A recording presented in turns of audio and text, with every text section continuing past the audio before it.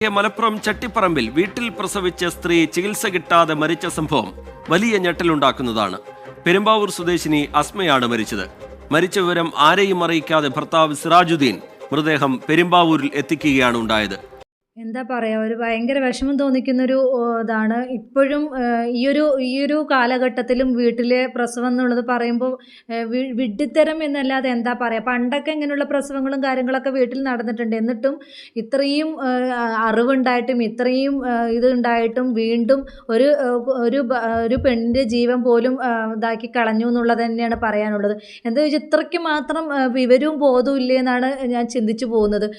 5 മക്കൾ, 5ാമത്തെ പ്രസവമാണ് അത്ര. അതും ഒരു പ്രസവം എന്തോ ഹോസ്പിറ്റലിൽ നടത്തിയിട്ടുള്ളൂ. അതുകൊണ്ട് തന്നെ ഈ ഒരു പ്രസവം വീട്ടിൽ വെച്ച് നടത്താമെന്നുള്ള ഇതായിരുന്നു പുള്ളിക്കാരൻ്റെ. എന്താണ്, കുറച്ച് കോംപ്ലിക്കേഷൻ ആയിരുന്നു അത്ര കാര്യങ്ങളും ഇതൊക്കെ. അപ്പോൾ എന്നിട്ട് പോലും പുള്ളിക്കാരൻ ഒന്നും അത് വകവയ്ക്കാതെ അക്യുപഞ്ചർ ചികിത്സ നൽകി വീട്ടിൽ തന്നെ പ്രസവിക്കണം എന്നുള്ള രീതിയിൽ ഇതായിരുന്നു. നേരത്തെ നമ്മൾ കണ്ടതാണ്, വീട്ടിൽ പ്രസവിച്ചതിനെ തുടർന്ന് അതിൻ്റെ ബർത്ത് സർട്ടിഫിക്കറ്റും കാര്യങ്ങളൊക്കെ കൊടുക്കാത്ത നമ്മൾ കുറേ അവർ അലയുന്ന ആ വീഡിയോകളും കാര്യങ്ങളൊക്കെ നമ്മൾ കണ്ടതാണ്. എന്തിനാണ് അങ്ങനെ ഇത്രയും ഫെസിലിറ്റീസും ഇത്രയും ഇതൊക്കെ നമ്മുടെ നാട്ടിൽ ഉള്ള സമയത്ത് വീട്ടിൽ പ്രസവം എന്തിനാണ് നടത്തുന്നത്? അതും ഇത്രയും ഈ 4 മക്കൾക്ക് ഇപ്പോൾ 5ാമത്തെ പ്രസവമാണ്. ആ കുഞ്ഞ് കുഴപ്പമില്ലെന്ന് തോന്നുന്നു. കുഞ്ഞിന് ജീവനോടെ കിട്ടിയെന്നാണ് തോന്നുന്നത്. അതിനെക്കുറിച്ചിട്ടുള്ള ന്യൂസ് പറയുന്നില്ല. അപ്പോൾ എന്താ പറയുക, ഇത്രയും ഇതുണ്ടായിട്ടും ആളുകൾക്ക് ബോധമില്ല എന്നാണ് ഞാൻ ചിന്തിച്ചു പോകുന്നത്. വീണ്ടും വീട്ടിൽ ചികിത്സ നടത്തി പ്രസവം, അതും ഇത്രയും പ്രസവം എന്ന് പറയുന്നതൊന്നും നമ്മൾ വിചാരിക്കുന്നതിന് അപ്പുറമാണ്. ഒന്നോ രണ്ടോ പ്രസവം ചിലപ്പോൾ അത് നമുക്ക് വീട്ടിൽ ശരിയായെന്ന് പറഞ്ഞിട്ട് എപ്പോഴും അത് ഇതാവണമെന്നില്ല. ഇതിപ്പോൾ 5ാമത്തെ പ്രസവമാണെന്നാണ് പറയണത്. അപ്പോൾ ആ പുള്ളിക്കാരിക്ക് ഭയങ്കര ബ്ലീഡിങ്ങും കാര്യങ്ങളൊക്കെ ഉണ്ടായി എന്നാണ് പറയുന്നത്. അതും മലപ്പുറത്ത് വെച്ചിട്ട് പ്രസവം നടന്നിട്ട് അത് എന്താ പറയുക, പുള്ളിക്കാരൻ്റെ വീട് പെരുമ്പാവൂരാണെന്നാണ് പറയുന്നത്. അവിടം വരെ കൊണ്ടുപോയി അവിടെ നിന്നാണ് മരിച്ചു എന്നുള്ള വിവരം അറിയുന്നതെന്നൊക്കെയാണ് പറയുന്നത്. എത്രയ്ക്ക് മാത്രം നികൃഷ്ട ജീവികളാണോ ഈ മനുഷ്യരെന്ന് ഞാൻ ചിന്തിച്ചു പോകും. അതും ഒരു ഉസ്താദാണ്, അയാളെ ഒരു ഉസ്താദാണ്. എന്നിട്ട് പോലും ഇയാൾ ഇങ്ങനെയും ചിന്തിക്കാൻ എങ്ങനെയാണ് ഇയാൾക്ക് മനസ്സ് വരുന്നത്? ശരി, ഇത്തിരി ബുദ്ധിമുട്ടാണ് തോന്നിക്കഴിഞ്ഞാൽ ഉടനെ അടുത്തുള്ള ഹോസ്പിറ്റലിൽ കൊണ്ടുപോവേ ഉടനെ ആ ഭാര്യ രക്ഷിക്കുകയല്ലേ ചെയ്യേണ്ടത്? ആ മക്കൾക്കല്ലേ ആ ഉമ്മ ഇല്ലാതായത്? ഇങ്ങനെയും മനുഷ്യരുണ്ടല്ലോ എന്നാണ് ഞാൻ ചിന്തിച്ചു പോകുന്നത്. എന്തായാലും നമുക്ക് ആ ന്യൂസിൽ കുറച്ച് കാര്യങ്ങളും കൂടെ ഒന്ന് കണ്ടിട്ട് വരെ ഒന്ന് കണ്ടു നോക്കൂ. ഉടൻ മരിച്ചു. തൊട്ടടുത്ത വീട്ടുകാരെ പോലും അറിയിക്കാതെ മൃതദേഹം സിറാജുദ്ദീൻ പെരുമ്പാവൂരിലെത്തിച്ചു. വലിയ ദുരൂഹതയാണ് ഈ കേസിൽ നിലനിൽക്കുന്നത്.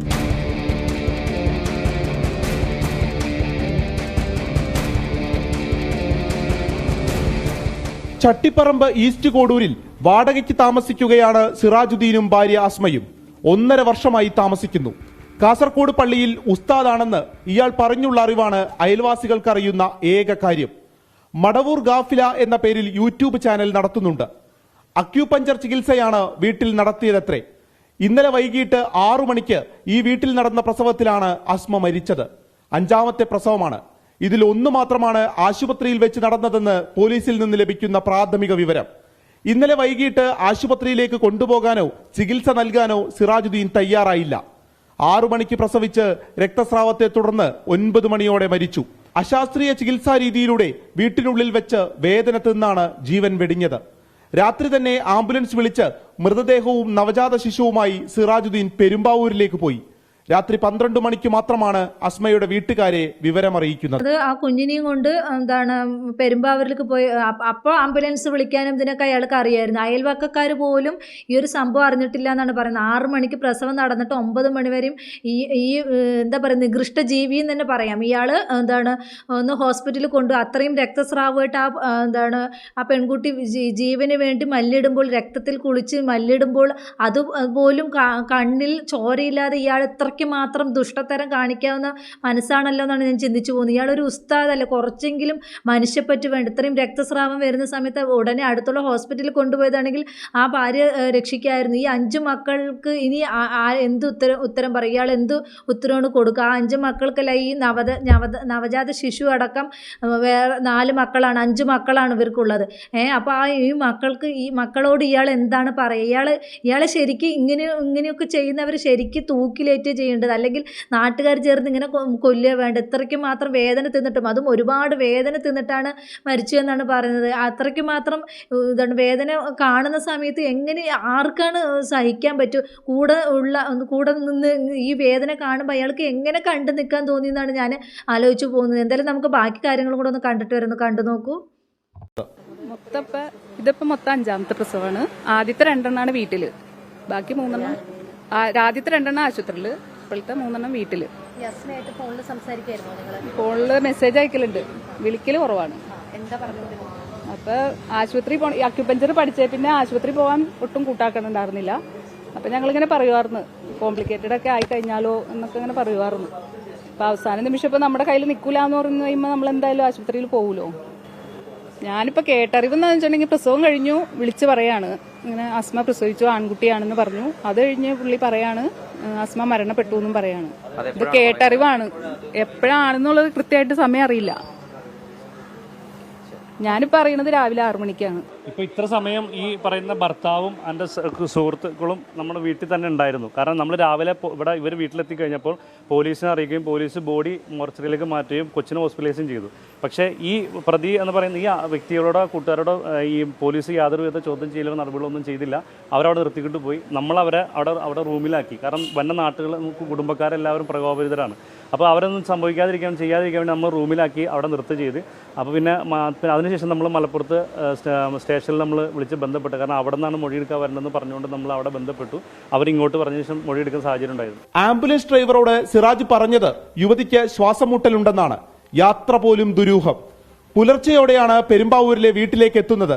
അസ്മയുടെ ബന്ധുക്കൾക്ക് സംശയം തോന്നി ഉടൻ പോലീസിൽ വിവരമറിയിച്ചു. പോലീസ് പെരുമ്പാവൂർ താലൂക്ക് ആശുപത്രിയിലേക്ക് മൃതദേഹം മാറ്റി. നവജാത ശിശുവിനെ ചികിത്സിക്കാൻ ആശുപത്രിയിലേക്കും. കുട്ടിക്ക് മറ്റു പ്രയാസങ്ങളില്ല എന്നാണ് നിലവിൽ അറിയുന്നത്. ചട്ടിപ്പറമ്പിലെ വീടിന്റെ ഉടമസ്ഥനോ അയൽവാസികൾക്കോ ഒന്നും ഇവരെക്കുറിച്ച് കൂടുതൽ വിവരങ്ങൾ അറിയില്ല. ഇവിടെ ഒരു വണ്ടികളും വന്ന വിവരമില്ല. രാവിലെ ഒരു താത്ത ഇവിടുന്ന് പോണത് മാത്രമേ ഞാൻ കണ്ടു, ഒരു 6:30 മണിക്ക്. അല്ലാതെ വേറെ ഒരു സംഭവം ഞങ്ങൾ അറിഞ്ഞിട്ടില്ല. ഇന്നലെ അതേപോലെ ഇവിടെ കുട്ടികൾ കളിക്കണ കണ്ടു. അല്ലാതെ ഞങ്ങളുടെ ഒരു ബന്ധുവൊന്നും ഇല്ലാത്തതുകൊണ്ട്, ഒരു മൂല്യാനാണ് മൂപ്പര്. അപ്പോൾ ബൈക്കുമ്പോൾ ഇങ്ങനെ പോണ കാണാൻ വരുന്ന കാണാം, അത്രേ ഉള്ളൂ. മൂപ്പര് കാസർഗോഡ് ഭാഗത്തൂടെ ഒരു പള്ളിയിൽ ജോലി ചെയ്യണമെന്നാണ് നമ്മുടെ അടുത്ത് പറഞ്ഞത്. പിന്നെ മൂപ്പര് ഈ മടവൂർ കാഫില എന്ന് പറഞ്ഞ ഒരു യൂട്യൂബ് ചാനലുണ്ട് മൂപ്പർക്ക്. അങ്ങനെ പള്ളിയിലും അവിടെ ഇവിടെയൊക്കെ ജോലി ചെയ്യും, ഈ പ്രാസംഗികനെ കൈകാണ്ട് പോകും. അങ്ങനെയൊക്കെയാണ് നമ്മുടെ അടുത്തുള്ള വിവരങ്ങൾ. സിറാജുദ്ദീനെ യുവതിയുടെ ബന്ധുക്കൾ കയ്യേറ്റം ചെയ്തു. ഇയാൾ പോലീസ് നിരീക്ഷണത്തിൽ ആശുപത്രിയിലാണ്. പെരുമ്പാവൂർ പോലീസ് ഈ കേസ് എന്തൊരു കഷ്ടമാണ് നോക്കുക. ആംബുലൻസിൽ ഡ്രൈവറിൻ്റെ അടുത്ത് പോലും ശ്വാസം മുട്ടലാണെന്നാണ് പറഞ്ഞിരിക്കുന്നത്. എന്തൊരു ഇതാണില്ലേ, വല്ലാത്തൊരു അവസ്ഥ തന്നെ. ആ പെൺകുട്ടി എത്രമാത്രം വേദന തിന്നിട്ടായിരിക്കും ആ പെൺകുട്ടി ഈ ലോകത്തോട് വിട പറഞ്ഞിട്ടുണ്ടാവുക. ഇങ്ങനെയുള്ളവർക്കൊന്നും നാട്ടുകാർ തന്നെ പറയുന്നുണ്ട്, പോലീസൊന്നും ഒരു ഇതും പറയുകയൊന്നും ചെയ്യുന്നില്ല എന്ന് പറയുന്നുണ്ട്. ഇതാണ് നമ്മുടെ നിയമത്തിൻ്റെ പ്രശ്നം തന്നെയാണ്. ഇങ്ങനെയൊക്കെ ചെയ്യുന്നത്. ഇത് ശരിക്കും മരണമല്ല, ശരിക്കും കൊലപാതകമാണ്. ഇത്രയും വേദന തിന്ന് ഇത്രയും ആ ഒരു സിറ്റുവേഷനിൽ കിടക്കുമ്പോഴും അയാൾ 6 മണിക്ക് പ്രസവം കഴിഞ്ഞ് ഈ 9 മണി വരെ ആ പെണ്ണ് എത്ര മാത്രം വേദന തിന്നിട്ടുണ്ടാവും എന്നൊന്ന് ചിന്തിച്ചു നോക്കുക. ആ വേദന തിന്നിട്ടും ഇയാൾ അത് മൈൻഡ് പോലും ചെയ്യാതെ നോക്കിയിരിക്കുകയല്ലേ ചെയ്തിട്ടുണ്ടാവുക. ആരെങ്കിലും ഒന്ന് അറിയിച്ചു, എന്തെങ്കിലും ഒന്ന് ചെയ്തെങ്കിൽ എത്ര. അയാൾ എന്താണ് സിമ്പിളായിട്ടാണ് പറഞ്ഞിരിക്കുന്നത്, പ്രസവം കഴിഞ്ഞു, ആൺകുട്ടിയാണ്, അസ്മ മരണപ്പെട്ടു എന്നുള്ളത്. അതും ഈ പെൺകുട്ടിയും കൊണ്ട് പെരുമ്പാവൂരിൽ എത്തിയതിന് ശേഷം മാത്രമാണ് അവരും വീട്ടുകാരും അസ്മയുടെ വീട്ടുകാരും മരിച്ചു എന്നുള്ളത് മനസ്സിലാക്കുന്നത്. അങ്ങനെയാണ് പോലീസ് സ്റ്റേഷനിൽ അറിയിക്കുന്നത്. ഇതൊക്കെ എന്താ പറയുക, ഇനിയും ഇത്രയും ഇത് ഉണ്ടായിട്ടും ഇനിയും ഇപ്പോഴും എന്താ പറയുക, ചിന്തിക്കാത്ത ഇങ്ങനെയും ഇതാകാത്ത ആളുകളുണ്ടല്ലോ എന്ന് ഓർക്കുമ്പോൾ ലജ്ജ തോന്നുകയാണ്. ഇത്രയും വേദന കണ്ടിട്ടും എന്താണ് ഇത് നോക്കി നിൽക്കുകയല്ലാതെ ഒന്നും ചെയ്യാതെ ഇങ്ങനെയും കണ്ടു നിന്നല്ലോ എന്ന് ഓർക്കുമ്പോൾ വല്ലാത്ത വിഷമം തോന്നണം. അതുമല്ല, ഇത്രയും പഠിച്ച് ഇത്രയും ഇൽമും ഇതുള്ളൊരു മനുഷ്യനല്ലേ, എന്നിട്ടും ഇങ്ങനെ മറ്റുള്ളവരുടെ വേദന കാണുമ്പോൾ എങ്ങനെയാണ്, അതും മറ്റുള്ളവരില്ല, സ്വന്തം ഭാര്യയുടെ വേദന കാണുമ്പോൾ എങ്ങനെ ഇയാൾക്കിത് അങ്ങനെയൊക്കെ ചെയ്യാൻ തോന്നിയെന്നാണ് ഞാൻ ചിന്തിച്ചു പോകുന്നത്. ഇതൊക്കെ കാണുമ്പോൾ ശരിക്കും ഇയാൾ കൊന്നത് തന്നെയാണെന്നാണ് പറയാനുള്ളത്. അല്ലാതെ ഇതൊരു മരണമേ അല്ല, ഇയാൾ കൊലയ്ക്ക് കൊടുത്തു, ഇയാൾ അല്ലെങ്കിൽ കൊന്നിട്ടുണ്ടാവുന്നത് തന്നെയാണ് ഈ ഒരു അവസരത്തിൽ എനിക്ക് പറയാനുള്ളത്. അല്ലാതെ എന്താണ് ഇതൊക്കെ പറയേണ്ടത്. വല്ലാത്ത വിഷമം തോന്നിക്കുന്നൊരു ഇതാണ്. ഇയാൾക്ക് ഒന്നും പോവാനില്ല, ഇയാൾക്ക് ഇതല്ലെങ്കിൽ മറ്റൊന്ന് കിട്ടും. ആ 5 മക്കൾക്കാണ് ഉമ്മയില്ലാതാവുന്നത്. ആ 5 മക്കൾ ഇനി എങ്ങനെ വളരും, എങ്ങനെ ഇതാവും, എന്താവും എന്ന് നമുക്ക് തന്നെ ചിന്തിക്കുമ്പം ഭയങ്കര പേടി. എന്താണ് അതും ഈ 5 5 മക്കളുണ്ടായി, അത് ഒരു ഇരിക്കാൻ ഒരു സ്വന്തം വീട് പോലും ഇല്ല, ഒരു വാടക വീട്ടിലാണ് അവർ ജീവിക്കുന്നത്. അപ്പോൾ നമുക്ക് മക്കളെ നോക്കാൻ ഇതില്ലെങ്കിൽ ഇത്രയും മക്കൾ എന്തിനാണ് ഈ വന്ന കാലത്തും കൂടി ഇത്രയും മക്കൾ, അത് 5ാമത്തെ പ്രസവം, അതിൽ എന്താണ് ആ ഉമ്മ മരണപ്പെടുകയും ചെയ്തു. ഇനി ആ മക്കളുടെ ഭാവി എന്താണെന്നൊന്ന് ചിന്തിച്ച് നോക്ക്. ഇതിനൊക്കെ ശരിക്കും തക്കതായിട്ടുള്ള നിയമങ്ങൾ തന്നെ വരണം. ഇങ്ങനെയൊക്കെ ഇവന്മാരൊന്നും ശരിക്കും വെറുതെ വിടാൻ പാടില്ല. എന്തായാലും നിങ്ങളുടെ വിലയേറിയ അഭിപ്രായങ്ങൾ എന്തായാലും കമൻറ്റ് ബോക്സിൽ അറിയിക്കുക. അപ്പോൾ ഇത്രയുള്ള എൻ്റെ ടോപ്പിക്, പുതിയൊരു ടോപ്പിക്കുമായി നമുക്ക് വീണ്ടും കാണാം.